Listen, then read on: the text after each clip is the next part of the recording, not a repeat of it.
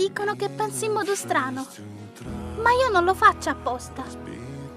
Quando ci sono troppi rumori, il mondo mi grida dentro, ma fuori sto zitta, perché se parlo tutti si spaventano.